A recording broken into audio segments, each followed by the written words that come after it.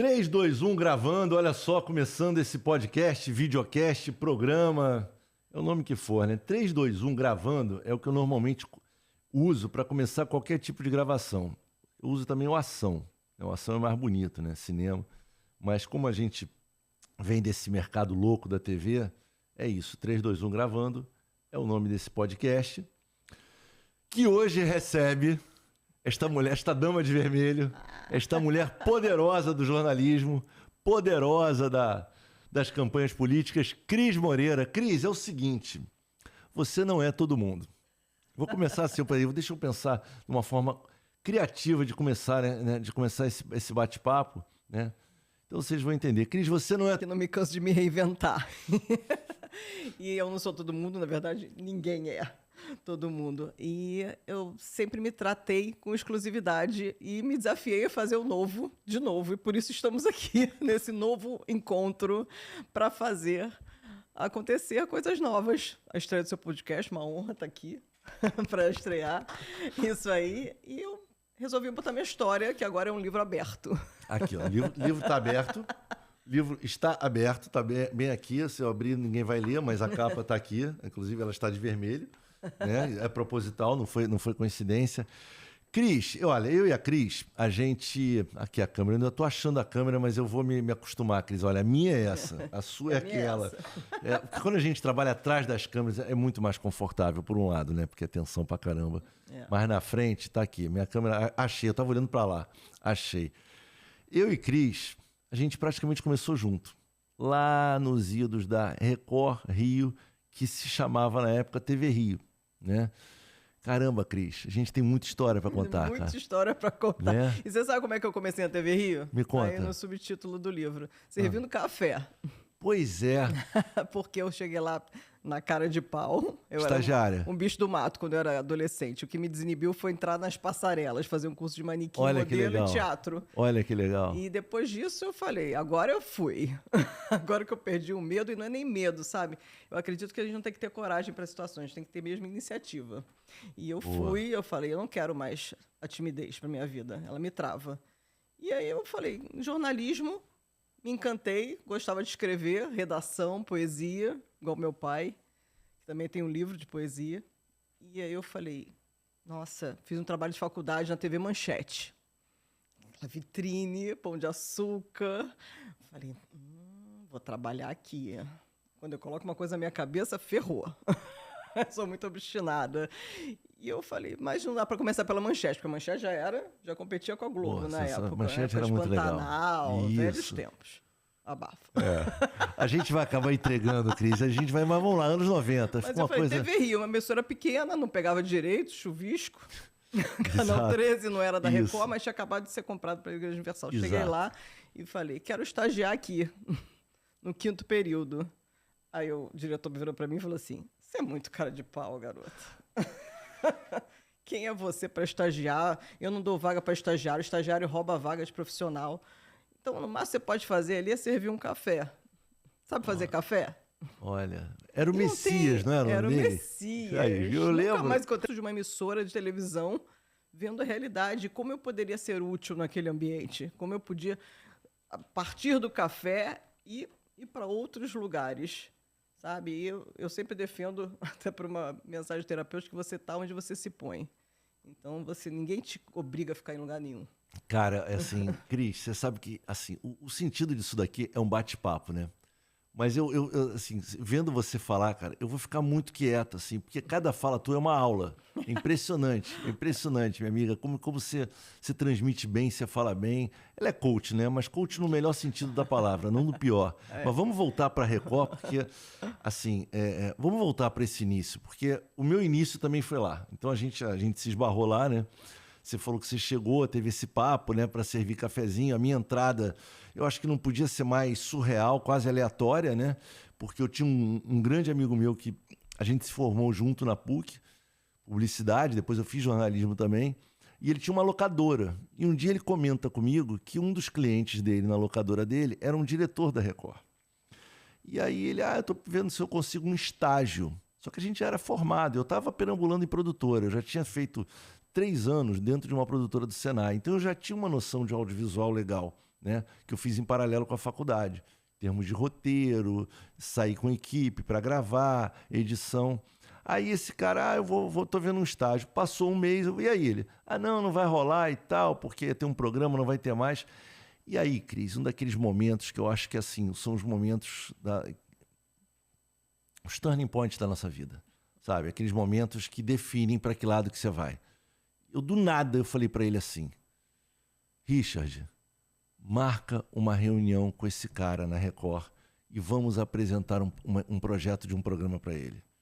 Ele nem perguntou, porque eu e o Richard, a gente tinha uma relação assim, ele só falou assim, beleza. E aí nós chegamos, 2 dias depois a gente foi para lá, ele falou assim, mas o que a gente vai falar? Eu falei, deixa comigo. Assim, para falar, eu falava bem, eu saía falando, né? Não tem esse método que você tem maravilhoso, né? Preciso, agora eu vou entrar em negócio de aula, workshop. Mas eu sei que eu parei na frente do cara e falei assim, olha, a gente quer fazer um programa sobre cinema. Né? O Richard, você conhece, tem uma locadora, então ali tem um monte de filme, a gente conhece muito de filmografia, de gêneros, de histórias, de cineastas. Então a gente queria falar disso tudo. Tem as distribuidoras que tem um material de entrevista, de making-off que a gente pode apresentar. Na época tinha um programa de cinema na Manchete, chamado Cinemania. Mas era apresentado até pelo Wilson Cunha. Depois eu trabalhei com essa figura no Multishow. Mas era uma coisa muito formal, muito quadrada. Eu sei, Cris, que eu devo ter falado isso assim em 1 minuto. O cara olhou para mim, olhou para o Richard e falou assim, gostei. Aí, gostei. Aí ele falou, aí tá, gostei. Aí ele falou assim, olha, eu tenho aqui uma vinheta de um programa que não vai mais acontecer, chamado Top TV. Podia ser esse programa de vocês. Hoje é sexta. Sei se esse domingo ou outro vocês estreiam. Eu tenho um horário aqui no final da tarde. Aí a gente... Beleza? Tudo certo? Deixa eu sair que eu tenho uma reunião. Então vocês estreiam. Assim, cara. Era uma sexta. E sem ser aquele domingo ou outro, a gente estreava. 1 hora de duração de 5 às 6 da tarde aos domingos. Foi assim. A gente... correu, na segunda-feira a gente estava lá na emissora para gravar, tinha uma menina lá que estava de bobeira, contratada sem fazer nada, que era a Fabíola Villanova, então ela foi a apresentadora, e eu sei que a gente entregou o programa, a gente fez uma edição assim com... Bom, aí, cara, a gente foi para a locadora, qual vai ser a pauta do programa? Vamos falar de Spielberg, aí a gente pegava todos os filmes do Spielberg, vamos falar sobre os desenhos da Disney, pegava os desenhos da Disney. A gente criou uma pauta, né, de um programa de 1 hora de duração, ia na locadora, pegava aquelas fitas VHS e levava para copiar, fazer um copião dos trechos de cada matéria. Então, assim, a gente trabalhava em média com 200, 300 fitas VHS, copiando trechos para depois fazer edição. Cara, a gente entregou o programa 2 horas antes de estrear. E aí começou e não parou mais. Agilidade e foco. Eu acho que, inclusive, eu vou mudar. Eu vou passar a te entrevistar. Não, essa história é maravilhosa. E assim, eu tô contando ela assim, né? Eu tô tentando acelerar para não ficar chato. Eu tô contando ela assim, porque você tava lá. Quando eu cheguei lá, eu lembro de te ver ali. Mas eu você tinha, tinha e tem até hoje, porque isso não se morre? Ideia. Ideia, ouro, sim. Iniciativa, sim. É tudo... Sim. Então, proatividade, ninguém te mandou ir, você foi. E assim, o começo foi do jeito que deu. Para você, para mim, foi do jeito que deu. E aí a gente começa, aí a gente vai entendendo onde a gente está. Vamos lá, você estava no jornalismo, eu estava fazendo um programa de entretenimento, a gente se esbarrava lá, eu lembro muito de você lá, Tinha um cara lá no jornalismo muito legal. Lembro das apresentadoras, porque isso foi o início, cara. Assim, tinham 2 meninas apresentando, a Cris Viana e uma menina chamada Andréia, que apresentava o Jornal Local. Eu lembro bem. Tá vendo? Loura e morena. Exatamente. E tinha um cara muito bacana, que era um lorde, o Ailton. O cara era um lorde, um cara educado, sempre elegante. Gente muito boa. Tinha uns editores, cara. Tinha um editor que ele metia porrada nos equipamentos, que não funcionava direito. Era edição em uma tique. O cara, e ele tinha um problema que a gente chamava ele de caolho. Então, assim, um editor que só enxergava de um olho. E ele batia, ele brigava com o equipamento. Eu sei que, assim, a gente meio que... Esse projeto, a gente falou assim, cara, a gente precisa... Assim, não dá pra gente, a gente não tem equipe, não tem recurso, então a gente tem que contar com a gente. Então a gente mesmo editava, a gente produzia, a gente escrevia, a gente dirigia, a gente só não apresentou, e eu digo pra você que isso eu lamento, porque a gente devia ter apresentado. porque seria uma coisa... Ia ser engraçada, ia ser uma coisa mais... e mais desconstruída mesmo, sem ser aquela coisa formal, que era, a apresentação era mais formal. Mas a edição não. E essa linguagem de edição que ali a gente testou, e eu já trazia comigo de pequenas experiências antes, mas nada em TV, essa linguagem para mim foi fundamental, porque eu levei ela depois para o Video Show, depois eu levei ela para o Pânico, que foram programas que, assim, que marcaram muito a minha trajetória. Então é isso. Vamos falar desse teu início. Né? Você viveu um jornalismo, né? Falando de jornalismo, você viveu um jornalismo nos anos 90. Qual era a diferença daquela época para hoje? Eu sei que isso é uma pergunta muito abrangente, mas dentro da tua visão, porque para mim mudou muito. Mas você, que sempre fez jornalismo. Eu acredito que as pessoas começaram a se empoderar de forma errada. De forma equivocada, nem errada, porque eu acredito que ninguém erra. Você tenta acertar. Você erra tentando acertar, mas as pessoas fugiram muito daquilo que era o real jornalismo. Eu nunca acreditei no jornalismo romântico, como se pregou nos anos 70, nos anos 80, e como eu vi na história do jornalismo, na disciplina da faculdade. Não existe jornalismo imparcial, nunca existiu. Agora, a questão é que as pessoas começaram a se achar na autoridade demais de opinar sobre tudo, de ter razão. E jornalista é meio que isso. É um personagem que acha que sabe tudo, que entende um pouco de tudo. De medicina, de direito, de segurança. E começou a se pulverizar muito o que é uma qualidade de informação. E é isso que eu acho que fugiu um pouco. A você fazer o básico bem feito. Deixou de acontecer isso. Nossa, esse tema é fantástico, porque esse tema aí a gente ficaria aqui 2 horas. E só isso que você está falando aí, eu já... Entendeu? Vamos lá. Gostei disso. Você falou que não existe jornalismo imparcial. A gente tem, na televisão brasileira, uma escola de jornalismo que começa, né, nos anos 60, 70, que é aquele jornalismo de TP, de dar notícia, de ler a notícia. O americano já tem a figura do âncora. Depois vem os analistas, que vêm com opinião em cima da notícia. É sobre isso que você está falando? É sobre deixar de fazer o que estava fazendo bem. Sabe, eu me lembro que, inclusive na Record, você adotava o plano sequência. E isso dava uma dinâmica incrível, esticava as matérias. Eu era diretora, eu comecei servindo café e acabei como editora-chefe na Record. Então, eu tinha que produzir um jornal de 2 horas e meia de produção. E eu não tinha isso tudo de matéria. Eu tinha 40 minutos. Uma vez eu falei para o Wagner Montes assim, o que eu faço? Eu entro pelada hoje, para ver se dá ibope? Que beleza, que sensacional. Não tem o que fazer, só que ele ia na minha. Ele falava, sou eu e você. Vai no ponto que eu vou. E eu alimentava coisas criativas que tivessem a ver com o perfil dele, a brincadeira, o comentário sério, respaldado com informação, com pesquisa, com fonte. Não evasivo. Tá, aí você está falando de Balanço Geral, que é um programa que eu imagino que tenha sido assim marcante na tua vida, né? Eu fui diretora de todos os produtos de jornalismo da Record. Isso. Então, eu já tive dias, Pedro, que eu chegava às 6 horas da manhã, meu diretor falava assim, segura até às 7 da noite? Uau. Eu falei, seguro. É isso. O que falta, eu acredito hoje, é mais compromisso. Mais compromisso com a informação, mais compromisso com a verdade, mais compromisso com a sua função. E eu servindo café, do café, eu passei a fazer um pouco de tudo em redação, porque a televisão tinha pouca gente. Sim. E esse é o modelo que hoje se adota nas redações, de uma forma, acredito, um pouco que misturada. Você tem que ser tudo. Você tem que ser tudo e assim, não é questão de exploração. Isso te dá uma versatilidade incrível. Porque depois de servir café, eu fui apuradora, fiquei na Rádio da Polícia, eu antes fiz a coluna da Igreja Universal, para falar na Folha Universal, 8 horas, fala que eu te escuto, 9 horas a Palavra da Fé, 10, essa era a minha função. Mas mesmo assim eu queria fazer bem feito.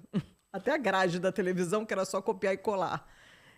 Eu acredito que é isso, é fazer bem feito, é tentar fazer o novo, é tentar ter ideias novas, como Procurados, que a gente vai falar também, acredito. Opa, vamos! E sabe, fugir um pouco do básico feijão com arroz. Empacota e manda. Mas Cris, assim, né, falando de jornalismo, formatos, né? Você tinha ali o Balanço Geral, que tem uma proposta que é completamente diferente, por exemplo, do Jornal da Record. nacional. Sim. São propostas diferentes, formatos diferentes. O Jornal da Record é um jornal de notícias. O Balanço Geral é um show. Tem notícia, mas é um show. O Wagner Montes, a figura dele era a figura de um showman. Sim, Não dá nem para chamar de âncora, né? Porque era um cara que trazia entretenimento, ele tinha o estilo dele, que era aquele estilo que marcou, escracha e tudo mais, né? Então são propostas diferentes. Sim, né? totalmente. Você trabalhou, né? É você dessa forma. se adequar a cada perfil. Isso foi o que mais se repetiu na minha vida. Eu tive que me adaptar a perfis diferentes. Até apresentadores diferentes fazendo o mesmo produto. Porque teve um dia que o Wagner saiu do ar, entrou outra pessoa enquanto ele estava em processo eleitoral. Uhum. E teve outros apresentadores que passaram pelas bancadas. Eu fiz uma matéria padrão Jornal da Record. É você se adaptar, mas nunca se esquivar de dar uma ideia melhor, de fazer algo que possa contribuir e não se acomodar, sabe? Zona de desconforto, para mim, é um desconforto. Porque eu sou inquieta. Cris, vamos lá, eu também sou. Tô aqui, você tá falando, eu já tô com vontade de puxar outras coisas. Falar de Balanço Geral, cara. Balanço Geral é né? É um carro-chefe da Record, né?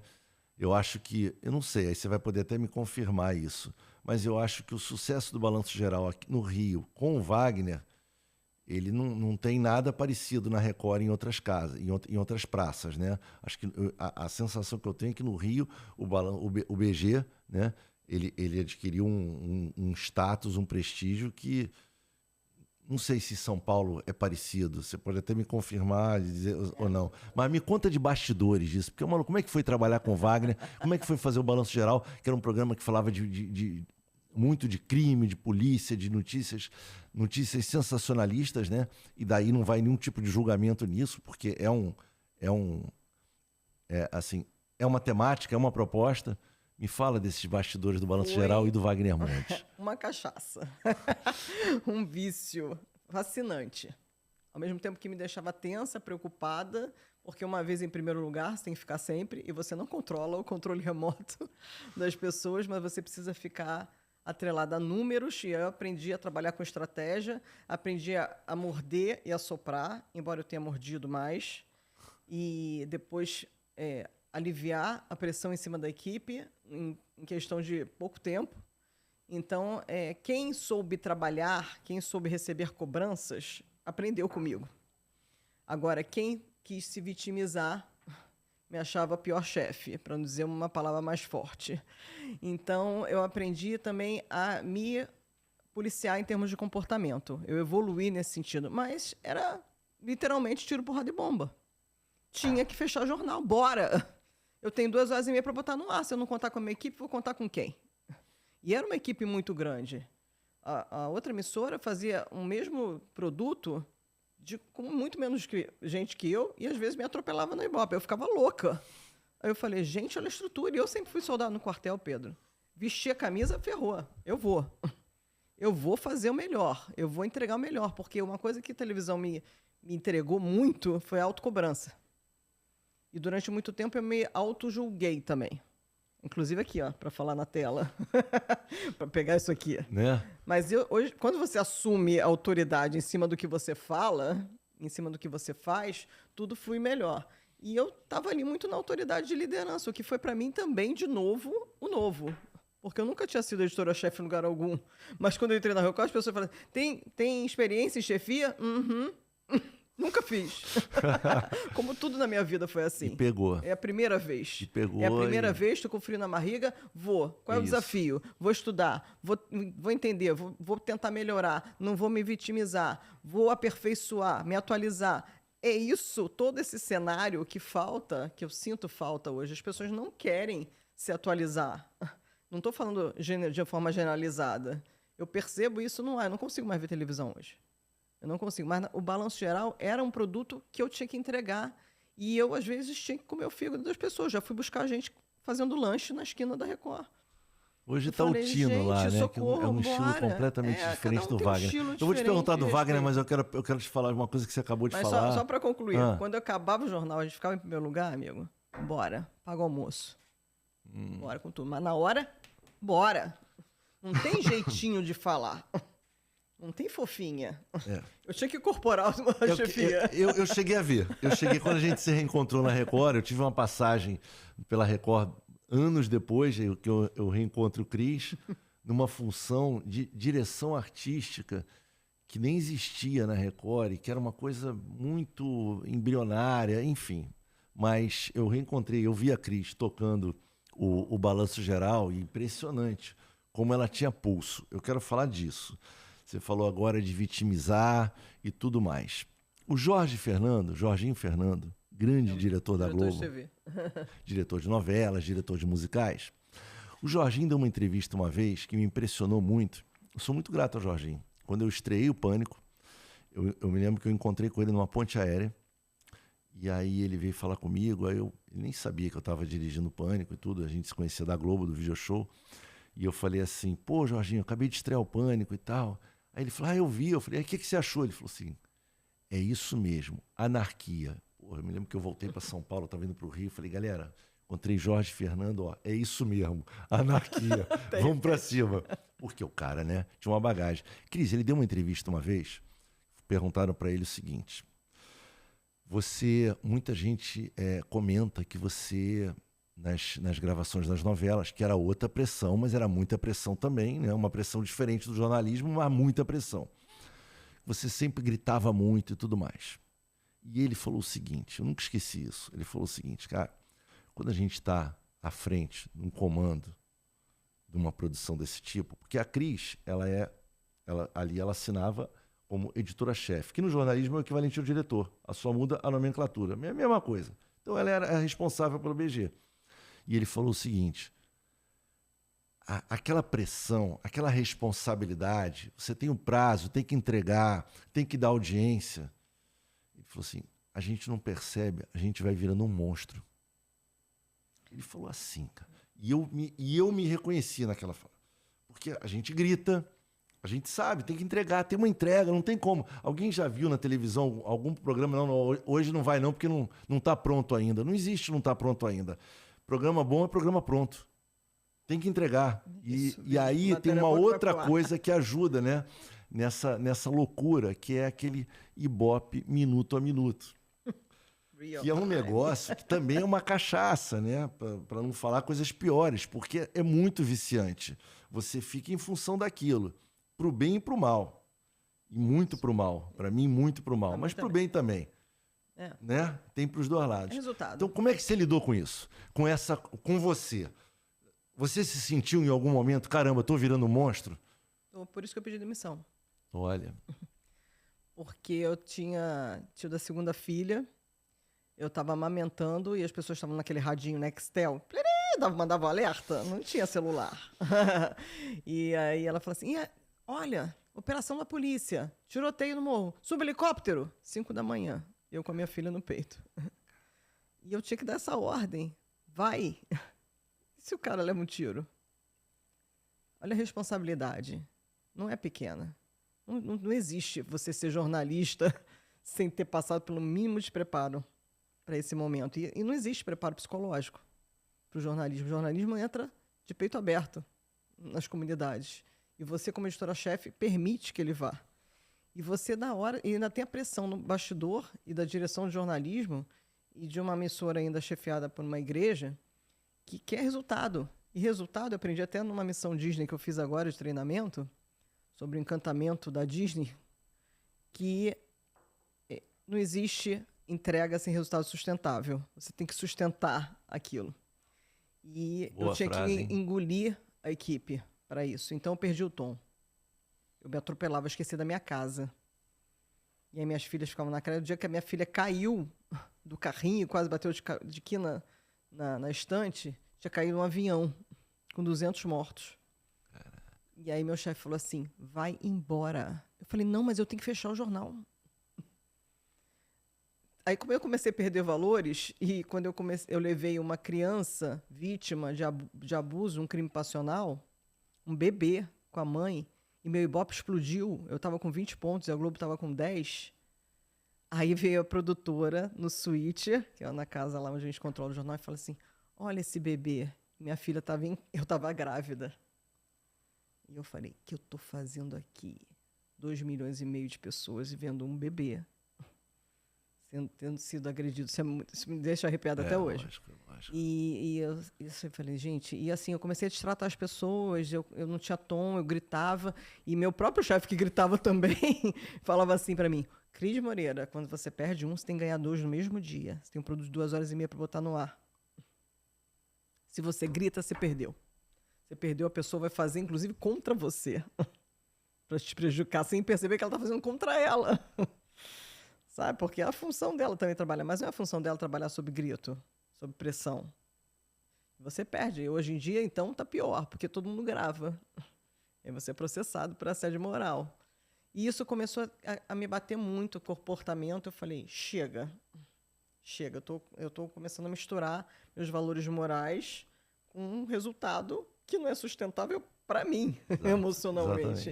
Exatamente. Sabe, eu estou abandonando minha casa, estou esquecendo minha filha, eu estou confundindo os valores porque eu preciso da audiência, e crime passional era um dos recordistas de audiência, assim como eu torcia para ter tiroteio na cidade. Falei, que isso? E eu comecei a realmente destratar, às vezes, as pessoas, e eu, assim, não tenho o menor problema em admitir, sabe, Pedro? Porque hoje eu sou uma outra pessoa. Eu comecei, ou você aprende no amor ou na dor. Sabe? E quando caiu a minha ficha, quando eu quase morri no hospital, por causa de uma vesícula mal tirada. E eu falei, retrospectiva da minha vida aqui, nessa CTI, no carnaval, eu falei, cara, é assim, né? Você sai do ar.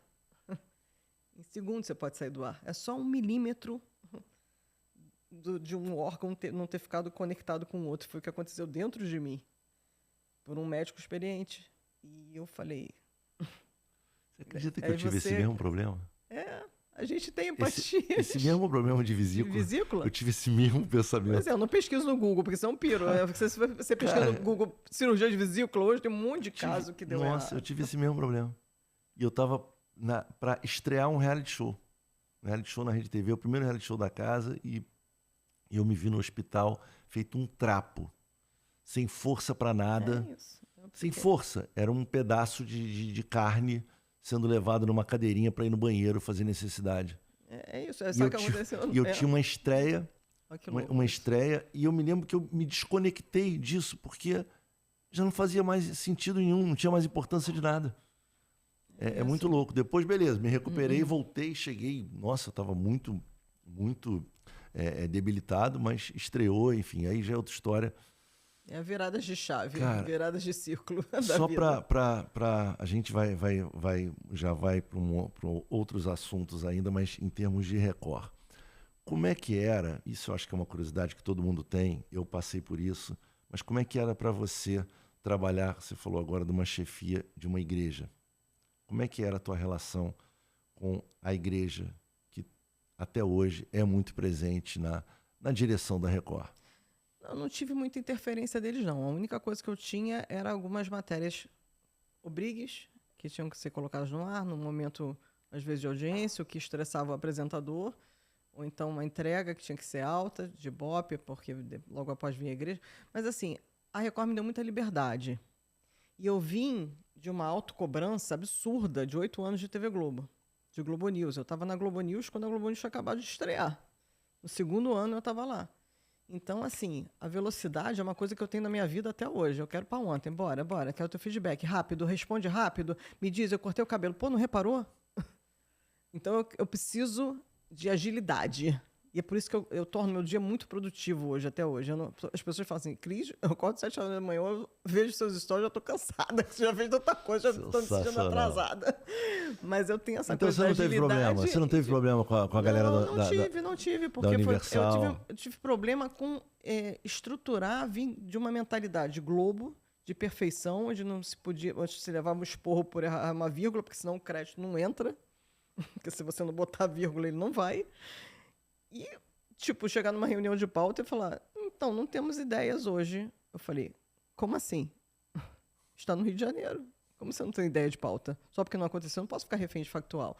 Então, doutrinar as pessoas a uma mentalidade de hard cobrança, de hard news, meia hora, deadline. Bora fazer acontecer, gente. Vamos procurar, vamos ter ideia, vamos ler jornal. Eu lia 5 jornais por dia. Hoje em dia eu não leio jornal, vou te confessar que eu cansei. E estou numa outra fase. Hoje em dia eu quero entender sobre saúde, sobre a minha qualidade de vida. E procuro aperfeiçoar e não perco meus compromissos. E meu compromisso, às vezes, é dançar. A gente vai chegar lá. Você falou em Globo News, né? Sim. O jornalismo hoje, o jornalismo, né, televisivo, né? Hoje o peso maior está nos canais, muito mais do que no jornal. O Jornal Nacional tem a sua relevância ainda tem, o Jornal da Record também tem, o Jornal da Band, mas hoje quando você fala em jornalismo, você está ali ao vivo o tempo todo, o dia inteiro, 24 horas, falando de TV, isso vale também para o UOL e, enfim, para as outras plataformas digitais, mas nós estamos falando de Globo News, estamos falando de Jovem Pan News, estamos falando de CNN. Como é que foi a tua experiência na Globo News e como é que você vê esse jornalismo que é feito hoje? Globo News foi uma experiência fascinante, porque foi assim, uma estrutura muito grande de trabalho. Eu pude ter experiência também na produção do Rio, produção nacional, fiz produção de campo, de Sapucaí, de eleição, de Copa do Mundo.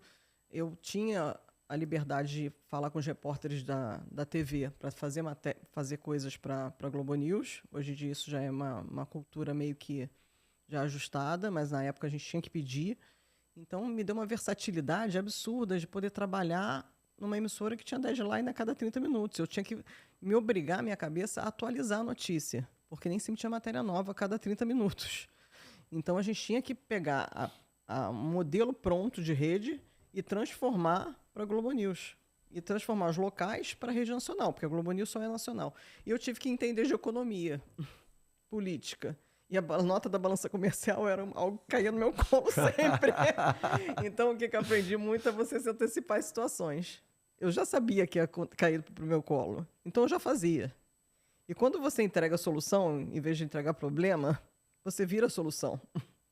Quando você só reclama, só perturba seu chefe e leva problema para ele, sem levar um plano B, olha, não consegui fazer dessa forma, mas como eu tinha 30 minutos só de deadline, olha, mas fiz dessa forma, pode ser? Pode, você está levando solução. É menos um pepino, porque depois que eu fui chefe, que eu vi quantos pepinos eu tinha que descascar por dia para botar um produto no ar e ainda ter que ficar em primeiro lugar. Então, é esse nível de cultura e de preciosismo, coisas pequenas importam, detalhe importa, sabe? Na época, na Globo, não era aceito esse nível hoje que tem de imagem de celular. A técnica condenava. Uma imagem um pouquinho mais desfocada, não vai. Não tinha essa versatilidade incrível de cinegrafistas amadores, que hoje todo mundo na rua é cinegrafista. Temos vários concorrentes. Na época, não. É a imagem do câmera, aquela câmera pesadona, carregando um VT pesado, ainda na época da TV Rio, depois não, se acoplou a fita câmera, e era uma coisa que tinha que zelar, áudio e vídeo. Cada vez que eu botava um repórter no ar, que eu ficava ali na coordenação da produção, ia pro switch, vamos embora, testar áudio. Tinha que estar bonitinho, 100%. Então, assim, o nível de exigência que eu fiquei foi muito alto. E foi com essa cultura que eu migrei para ser chefe. Sabe? Mas eu sei que na Globo eu jamais seria chefe.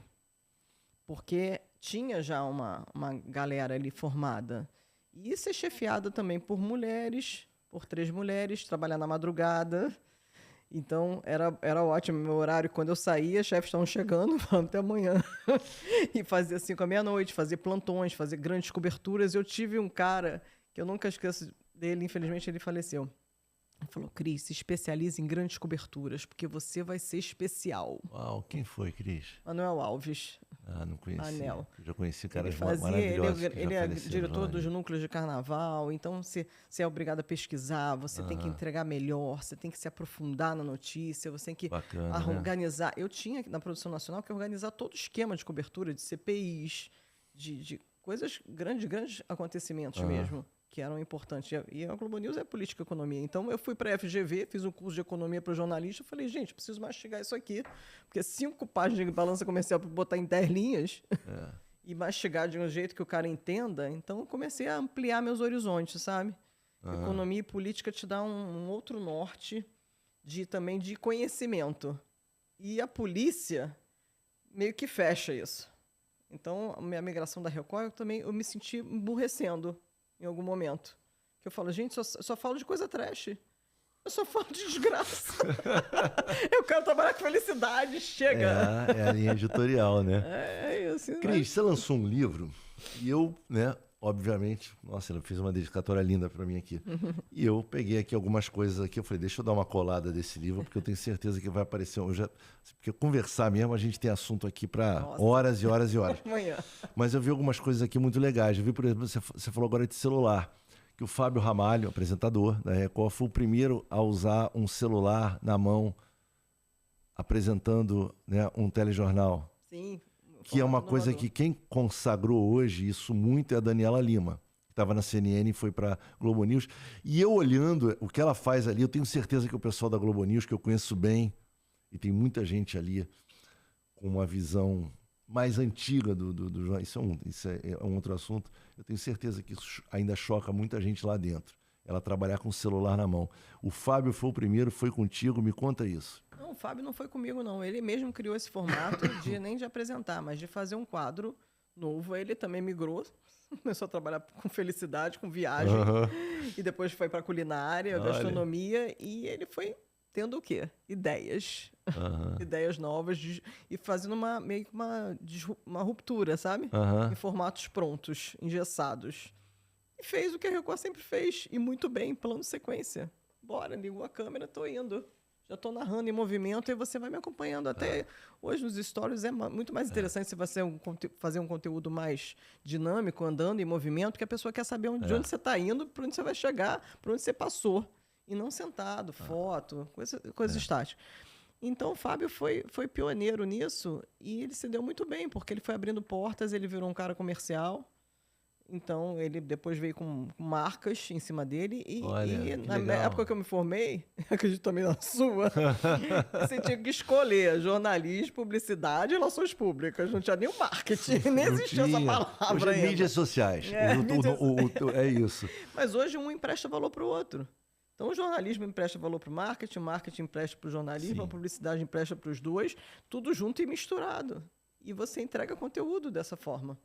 Eu usei até jornalismo em campanhas políticas, sabe? Para dar maior credibilidade ao candidato. Campanhas políticas, isso é um assunto bom, mas eu tenho um último aqui para te perguntar. Você, no teu livro, você comenta que doeu muito a tua demissão na Record. E dói muito, né? Mas você, como chefe, você também deve ter demitido muita gente. Como é que era isso para você? Eu não demiti ninguém. As pessoas se demitiram. Você não demite ninguém. As pessoas mesmo procuram suas covas. Eu acredito muito nisso, sabe? Que cada um é 100% responsável pelas suas atitudes, principalmente no ambiente corporativo. E eu fui demitida, sim, por fofoca. Por fofoca, porque eu quis, mais uma vez, ser soldado no quartel, comprar o barulho de um resultado. Fui desviada de função para não ficar no fronte de quem podia me proteger. Eu não tenho o menor pudor em falar isso, porque foi fato. E tá tudo bem, só que quando você tá vulnerável, Pedro, você fica se sentindo fracassada. Você fala, nossa, onde é que eu falhei? Você fica procurando a culpa em você. Isso aí, então, exatamente. Eu nunca fui culpada, eu também não tinha esse poder de demitir, eu tinha liberdade para trabalhar na Record.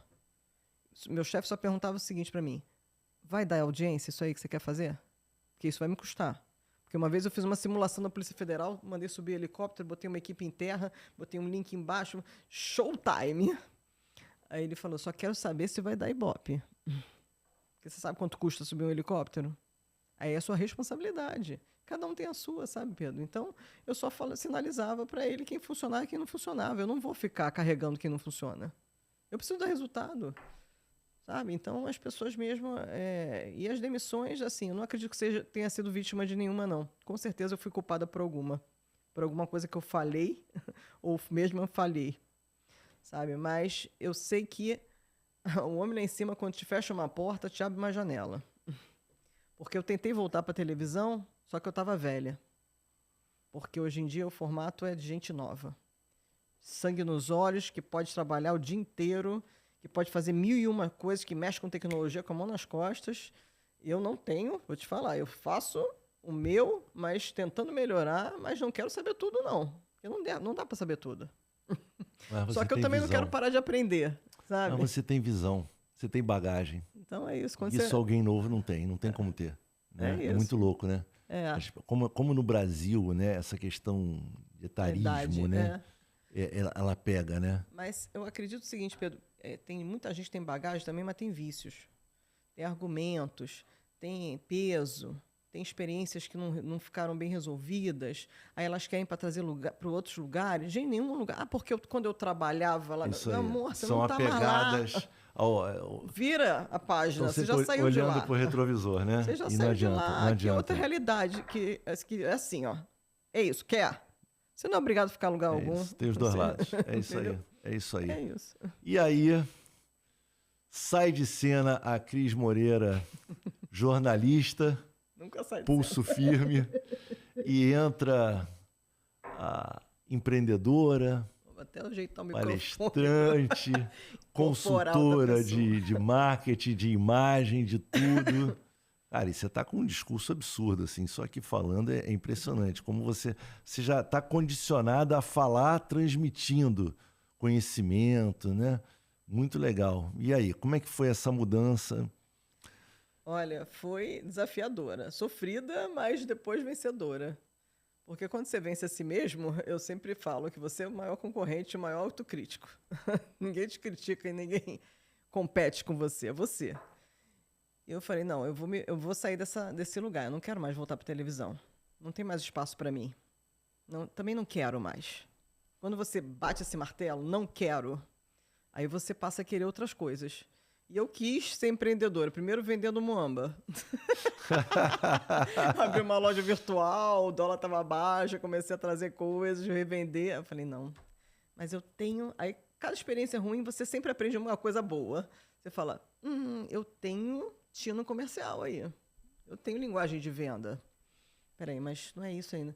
O que se eu escrever para vender? Mas eu não vou ficar no achismo. Eu vou estudar. Aí eu voltei para a sala de aula. 40 anos, fui aprender marketing e gestão de entretenimento. Era só uma pós. Aí eu, como sempre eu sou uma questionadora, falei para o diretor da faculdade da ESPM. Então, tá faltando essas matérias aqui. Não tem mídias sociais no curso de marketing. Ele falou, então a gente vai virar MBA mais 6 meses. Eu falei, vou ter que fazer esse investimento, mas já estou aqui. Eu nunca comecei nada que eu não concluí, sabe, Pedro? Para mim, eu sempre achei perda de tempo. Comecei, tem que terminar. E vamos lá, vamos fazer acontecer aqui. E aí eu estudei 2 anos e meio na SPM e virei professora. Porque eu encontrei... E aí eu falei, eu posso dar aula aqui? Nossa. Eu sou uma pessoa meio oferecida, no bom sentido. Caraca. Eu falei, posso dar aula? Porque eu acredito, eu estava trabalhando com eventos na época. Uma pessoa que me impulsionou também, me ajudou. E eu falei, quero dar aula. Aí quando a minha professora de técnica de apresentação me encontrou com 70 anos, foi uma das melhores aulas que eu tive, falou assim, você trabalha hoje com o quê, querida? Aí eu falei, com eventos. Ela fala, só que um dia você vai ficar velha para eventos. Você vai cansar. Sala de aula, você nunca vai envelhecer. Pelo contrário, você vai aprender com seus alunos, você vai se sentir jovem. Eu tenho 70 anos e estou aqui. Eu falei, sempre tem um anjo da guarda para te dar um insight, sabe? É uma profissão que te recicla. Eu falei, é isso, quero dar aula. Disso. Aí eu fui dar aula, frio na barriga, com gente que sabe muito mais do que eu, pagando muito caro. Falei, uau, de novo, autocobrança, tem que entregar. E eu fui partindo dali, eu falei, gente, agora o que eu posso entregar mais? Entrego eventos, dou aula, o que eu posso mais fazer? E as oportunidades foram acontecendo na minha vida, sabe? Assim, as situações apareceram. Eu fui trocar meu carro e a pessoa falou assim, então, você tem uma agência de comunicação? Tenho. Faz sampling? Não sei nem o que é isso, mas eu fui buscar no Google e falei, faço. O que é sampling? Passei a fazer agora. O que é sampling? O que é sampling é simplesmente, amigo, botar promotoras para distribuir um folder, mostrar um produto, fazer um lançamento de produto. É simples assim. Mas tem os termos, né? Eu sempre defendo o seguinte, depois que você passa por uma escola de jornalismo, que nem eu fiquei 25 anos, cara, você consegue ter habilidade para tudo. Porque você tem velocidade de raciocínio, improviso, criatividade, ideia, agilidade, faz gestão de crise, você sabe se comunicar, você precisa administrar, fazer gestão de uma equipe, gestão de tempo, estratégia. Quantas empresas querem um profissional assim, gente, que tem esse conhecimento amplo? É só você direcionar e adaptar uma nova realidade, a um novo lugar, a um novo cliente, a uma nova pessoa. Então foi isso que eu fiz na minha vida, eu fui ampliando meu leque. Hoje minha filha fala assim para mim: mãe, as pessoas perguntam o que você faz. Eu não sei. Minha mãe faz tudo. Minha mãe hoje faz conteúdo de marketing para os alunos, dá aula online, tem cursos online hospedados, 20 cursos que eu gravei na pandemia. Caraca. Eu sou empresária de atleta da Natália Gittler. Eu faço campanhas políticas. Assim, o céu é o limite quando você quer. Vamos falar desses dois aí, da Natália. Me conta da Natália. Eu lembro da Natália no Fox Sports ali, ela jogando ali fute-mesa, né? Ela já era uma pessoa conhecida do futevôlei, das praias. Ela fazia já freestyle, que é uma coisa impressionante, né? E aí você começa a trabalhar com ela e me conta dessa parceria. Como é que foi isso? Caiu de novo, assim. Quando as coisas têm que ser, eu acho que Deus encontra o caminho para chegar até você. E eu estava montando um camarote na Sapucaí, outra novidade que eu tentei cair de cabeça, só que não foi um mercado muito fácil para entrar. E quando você percebe que, tipo, esse não é o meu lugar, nunca é tarde para dar 2 passos para trás, para avançar em outros lugares. Então eu falei, não vou montar mais um camarote, porque é muita objeção, muita gente diferente, digamos assim, e eu tive uma experiência ruim. Mas eu falei, como eu já estava ali, já tinha investido meu tempo, então não vou montar o camarote, mas vou vender vaga no camarote. E vou fazer uma produção paralela. E eu precisava de uma madrinha para o camarote, uma musa. Na época eu ainda estava muito focada em fazer a montagem no camarote. E aí eu pensei, meu Deus, quem que eu vou botar como musa? Quero botar atletas, não quero botar atriz, porque senão é mais do mesmo. Eu sempre busquei sair do igual. Sempre falei, o que eu posso fazer novo? Não, aí o nome do camarote tinha um conceito meio VIP. Aí eu falei, gente, quem é VIP nessa vida? VIP são atletas que buscam sempre se superar com foco, com disciplina, com competitividade, competem com eles mesmos. Alta performance. Eu falei, é isso, atleta. Aí comecei a futucar, só que as pessoas caras, dá tudo sincronizado, comecei a buscar. Aí você às vezes busca tanto ser referência de pessoas que você não conhece, buscar contatos profissionais, indicações nas redes sociais, quando acaba que a pessoa está do seu lado, que pode te indicar um cliente. Quem me indicou? Minha filha. Uau. Minha filha falou assim, mãe, por que você não fala com a Natália Gittler que malha na sua academia? Aí eu falei, quem é a Natália Gittler? Aí ela falou, pô, mãe, a mulher joga com o Neymar, atleta, nossa, referência, mulherão de futevôlei, fute-mesa. Eu falei, nem sabia como é que funcionava esses esportes, mas é nada que eu não possa aprender. Lógico. Aí eu falei, beleza, vou mandar um direct aqui pra ela. Aí mandei um direct, minha filha achou que ela não ia me responder, ela respondeu, marquei um café na academia. E, na verdade, eu não fiz camarote, eu não fui musa, eu sou empresária dela há 4 anos. E foi uma relação, Pedro, que começou com transparência e confiança. Eu acredito que sejam 2 coisas assim que mais gritam no meu perfil. Sabe, eu nunca te prometo o que eu não vou entregar, eu nunca vou ser quem eu não sou, e eu nunca vou te roubar. Eu nunca vou roubar nada que não seja meu, porque eu também não preciso, eu já tenho isso, eu sou muita coisa, sabe? E tudo que eu sou e tudo que eu tenho foi o que eu construí com o meu trabalho, sabe? Então, foi esse nível de relacionamento que às vezes as pessoas complicam tanto e não tem rodeio, não tem papo fantasia. Tem mundialista, é isso. Eu sou essa pessoa, posso te entregar? Ela me pediu um número X de ingresso, eu falei, Natália, não consigo. Pediu patrocínio, eu falei, não vou conseguir, faltam 2 meses pro carnaval, é jogar real. Mas você vai atrás de patrocínio, você vai atrás de publicidade? Eu vou atrás. Hoje em dia, assim... Como é que funciona o teu trabalho com ela? Assim? A relação com ela é o seguinte, é incrível, porque a confiança que a Natália tem em mim é tanta que ela assina um contrato hoje sem ver. Ela só pergunta para mim, posso assinar? Uhum. E todos os contatos que chegam para ela na bio, e todos os contatos que eu também faço em relacionamento para ela manda para mim, eu negocio, eu coloco valores, eu tripliquei o valor dela, eu fui valorizando as coisas com ela. Tem muita gente que quer também vir pela Então, você... Aí eu enche ela de elogio. Elogio não é bônus. Sim. Então eu falei, não é por aí, essa imagem aqui você não vai usar. Eu apliquei exatamente meu perfil de um jornalismo de filtro. Eu também filtrar o que é bom Lógico. e o que não é bom para ela. Aham. E eu faço esse meio de campo, sabe? Eu meio que blindo a imagem dela, já ensinei oratória para ela também, ela avançou muito. Ela hoje em dia está se especializando para ser palestrante, porque chega uma hora que a vida de atleta também acaba. E a bola tem que continuar girando. Uhum. Só que a bola tem que girar em outros campos. Pode ser num palco corporativo, pode ser como comentarista, pode ser como uma professora, que ela hoje tem o CT dela. Então, tudo eu apoiei ela, mesmo quando não envolvia dinheiro, sabe? E isso é, eu acredito, o grande diferencial. Você nem sempre consegue morder um pedacinho da pessoa. Você vai estar com a pessoa, eu estava com ela desde a pandemia. A gente fez uma live com cartaz, que era o meu TP. Então você se vira, porque você tem que superar uma fase. Ela não era tudo que ela é hoje, sabe? Mas quando você acredita num projeto ou em alguém e você investe, aí você cresce junto.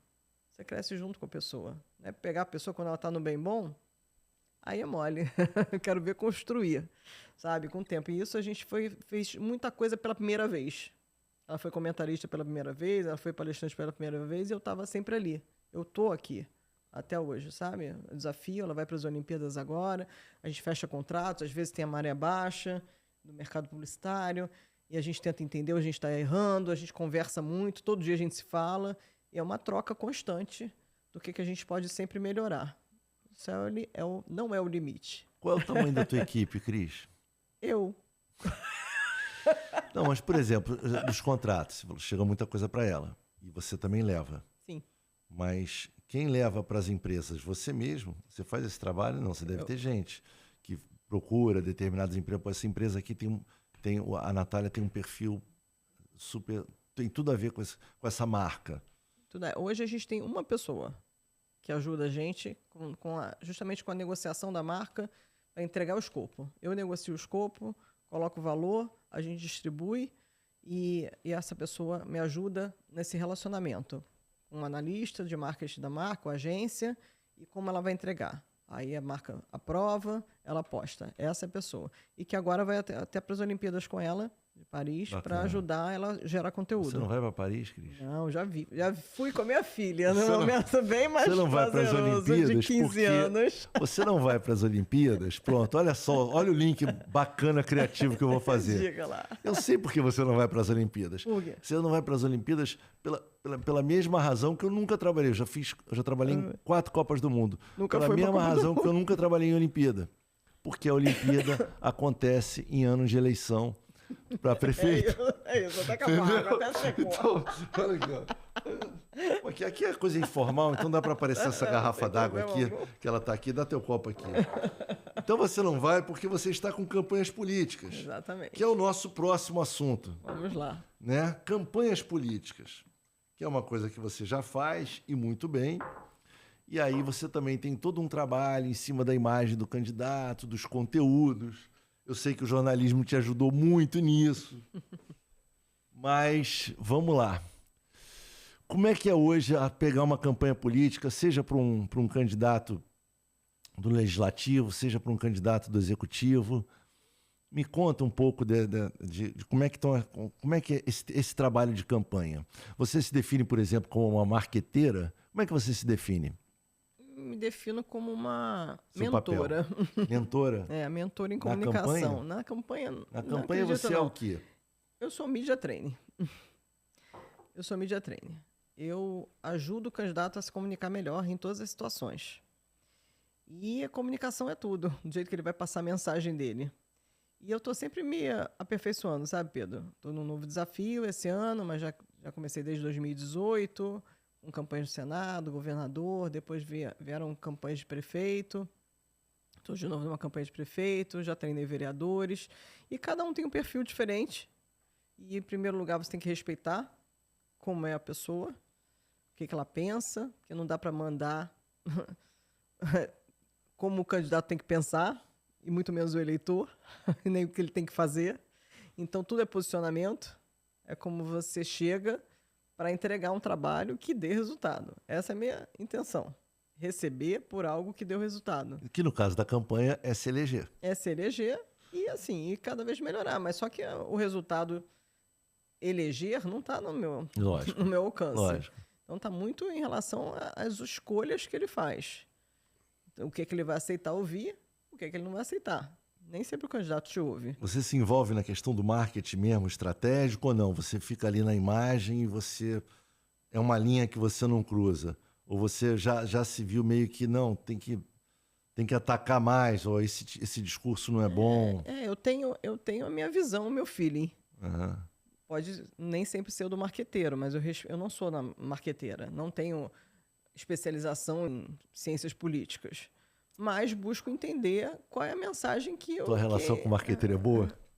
Tranquila. Costuma ser boa? Não, Eu já tive algumas eu tive... tumultuadas. Não, assim, eu respeito, sabe? Eu fico no meu quadrado, Pedro. Embora às vezes eu queira invadir... Eu sei disso eu quero também. Invadir, aí eu falo, sei disso. deixa eu dar 2 passos para trás aqui que eu tô entrando num campo que não é o meu. Mas eu sempre aprendi a fazer uma coisa, em todos os sentidos, até na minha relação com meu marido. Você quer minha opinião? Ou você só quer falar? Porque às vezes as pessoas só querem desabafar. E às vezes, e assim, na campanha ninguém sabe de nada, né? Todo mundo sabe mais do que você. E o interessante é que você se posicione e fale o que você está pensando sobre aquela situação para também falar, pô, mas você não me avisou. E às vezes eu vejo um conteúdo até de um post, de alguma coisa, e falo assim, olha, eu posso te falar sobre o que eu achei sobre esse post? Aí a pessoa fala, deve. Aí você fala. Aí eu falo, mas não no sentido de denegrir ninguém, sabe? A gente teve uma reunião no sentido de, cara, não vamos só ficar nos seus quadrados. Vamos pensar no todo. A gente quer que o cara se eleja, entendeu? Não quero... não, mas tá invadindo aqui o meu espaço. Não é isso que eu falei. Não tem essa vaidade, sabe, Pedro? Se a pessoa quiser falar que a linguagem corporal do cara não é bem assim como eu tô falando, e ele quiser ouvir, tá tudo bem. Se for funcional para ele, tá tudo bem também para mim. Você é uma profissional, né? Você se coloca como uma profissional quando você vai negociar, enfim, uma campanha, né? A tua presença ali trabalhando na área que você sabe fazer muito bem. Mas você, como todo mundo, tem suas próprias convicções políticas. Já teve alguma situação em que você se viu em algum dilema do tipo, caraca, jura que eu tô trabalhando para eleger esse cara? Se eu pensasse nisso, eu não estava na campanha. Eu não trabalho só por dinheiro, Pedro. Eu preciso ter energia ali. Eu preciso, no mínimo, me sentir confortável, sabe? E eu me sinto confortável quando a pessoa respeita o meu trabalho. Eu não estou para puxar o saco, entendeu? Eu não estou de vermelho porque eu represento um partido político. Vermelho é a cor da minha empresa, sabe? Então, assim. E a pessoa às vezes fala assim, eu acho que eu vou vestir branco agora. O que você acha? Gosto, é isso. E assim... É isso, eu nunca soube puxar saco de ninguém, sabe? Eu soube realmente passar o meu conhecimento. E eu comprei até um curso online que teve em Brasília para entender como o arquiteiro pensa. E acabei de comprar ontem um livro, digital mesmo, sobre gatilhos mentais dos políticos. Porque às vezes eu falo assim, meu Deus, mas ele já tinha destravado, por que ele está travado de novo? Porque a cabeça dele está na frente. Ele já está pensando na agenda. Ele não está naquele momento de gravar. E às vezes é melhor abortar do que forçar uma barra, sabe? E entender qual a motivação do cara para ser candidato. Qual é a aspiração da sua campanha? Não é só você se prometer. O que está por trás de você? Sua história. Porque nada é mais autoral. Meu livro está aí para comprovar isso. Ninguém pode questionar o que eu escrevi. Fui eu que vivi isso aí. Foi eu que passei na minha pele. Mas no caso da campanha, aparece muita gente que não tem história nenhuma, que literalmente cai de paraquedas, partido não sei o que e tal. Um exemplo mais caricato é o Tiririca. O Tiririca não tem história política e ele já está aí no 3º mandato como deputado federal. E assim, alguém fez a campanha do Tiririca e achou legal. Entendeu? Porque ele firmou um bordão ali que pegou. Pior do que tá, não fica. Aí foi um voto de protesto. Né? Isso. Então, quando eu te perguntei de dilema, é isso. Porque, assim, o que você está falando, eu me identifico totalmente. Eu, por exemplo, eu nunca me vi num dilema em termos de, nunca me vi em termos de olhar para aquele candidato e sentir desprezo pelo cara. Porque a gente sabe que tem figuras que são complicadas, né? Sim. Pelo posicionamento. Aí eu estou entrando nessa seara mesmo, que é de posicionamento. Eu nunca tive esse tipo de problema. Já trabalhei para todos os lados, né? Nem acho que tem só dois, acho que tem vários aí, né? E eu tenho uma real noção do que é a campanha e do que é a realidade do momento que você assume, seja o mandato como parlamentar ou o mandato no executivo, né? Porque aí você vai lidar com gestão. Mas eu já me vi pensando, por exemplo, Cris, assim, é diferente. Eu vou te dar, mas eu acho que é diferente do que você vive quando você trabalha em campanha. Por exemplo, você vai fazer o camarada vai falar sobre campanha municipal, né? Posto de saúde. Posto de saúde tem fila, que normalmente começa na madrugada, ou às vezes até no final da tarde. Isso é uma realidade. E o candidato, quando ele vai falar de saúde, ele vai falar que ele vai acabar com aquela fila. Ele pode não falar, não usar essas palavras. E você sabe que não vai acabar.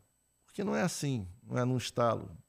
Por melhor que sejam as intenções, muitas vezes as intenções não são nem melhores, são só uma cortina de fumaça, é um teatro. Isso eu já me peguei. Eu falei, cara, campanha. E ao mesmo tempo, campanha é isso. Campanha política, ninguém toca real. Você, o candidato, ele vai prometer, ele tem que prometer. Se ele é oposição, ele tem que prometer coisas. Se ele é governo, ele vai defender o que ele fez e dizer que vai fazer mais. Mas ninguém toca a real.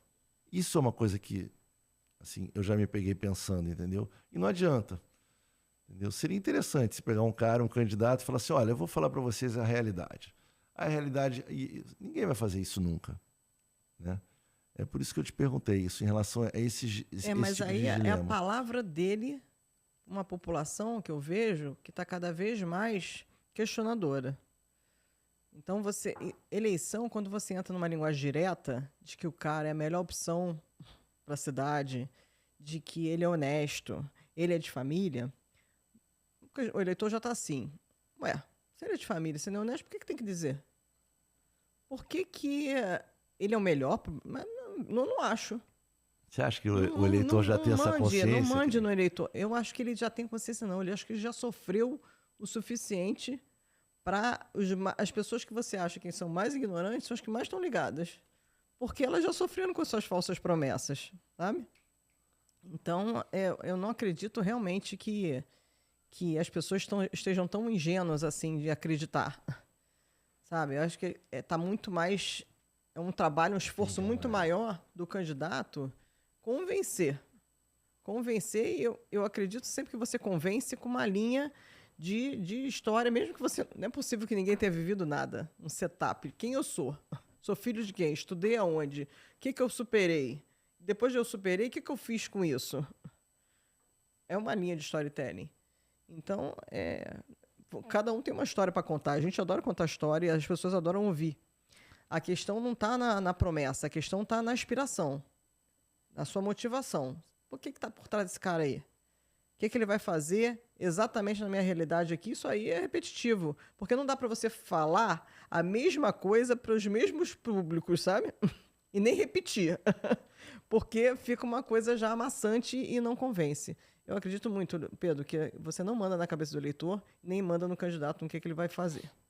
Então, e aí, falando do nosso trabalho, né?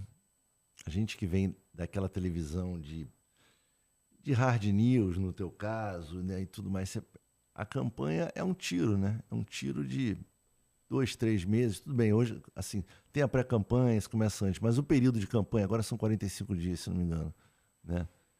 Pra gente que está acostumado com esse ritmo louco, porra, não tem como, né? A gente até gosta disso, né? É muito legal fazer campanha, né?